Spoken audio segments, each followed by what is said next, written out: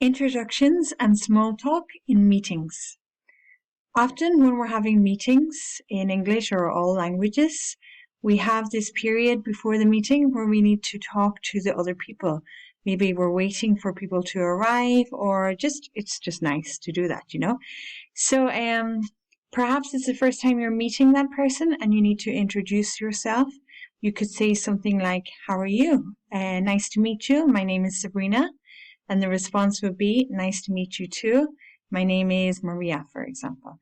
So, "Nice to meet you. My name is Sabrina," or "My name is Sabrina. Nice to meet you." Okay, so then maybe you already know them, or you have to continue having a little bit of conversation. We call this small talk. And there are several topics that we normally talk about, I think, in every language. The first thing that you probably would say is, "How are you?" The answer would be "Fine," and "you," or "Fine, how are you?" So one way to have that we normally have conversation, and also a good way to not have the conversation all about you, is to end your answer with another question. This keeps the conversation going, and it also stops you from having to talk so much, maybe if you're not so confident in your speaking yet.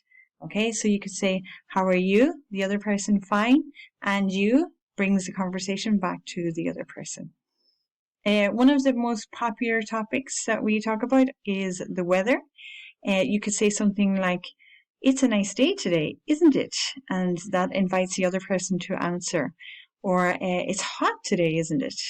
And again, the other person will say, "Yeah, I find it hot," or "Yeah, not so bad," or something like that. The next topic you could talk about is what you did last weekend, or what you're going to do the weekend coming, or you could ask the other person. So you could ask a question like, "So did you get up to anything nice at the weekend?" Or "Did you do anything at the weekend?" And the other person could say, "Yeah, we went to the mountains for a walk," or something, and they will probably redirect the conversation back to you. "What did you do?" or "What did you get up to?" Or if someone asks you, you can redirect the conversation back by saying, "And you?" or "What did you get up to?" or "What did you do?"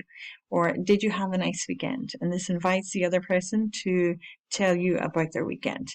Another topic that you could talk about is what you're going to do this weekend. And you could say, "Oh, we're going to go to a restaurant and have dinner.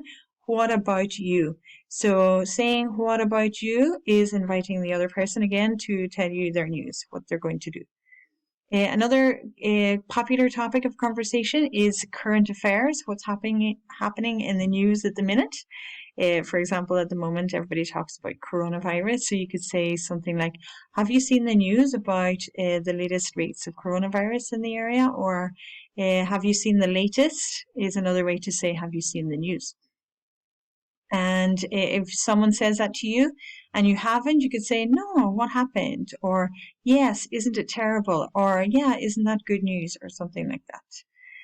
And then finally, the final thing that we're going to mention today that we talk about normally could be work related. So something related to what you're going to talk about that day in work, for example, or in your general area. So for example, where I'm currently working, it's like, "Oh, how are you doing with the project at the moment?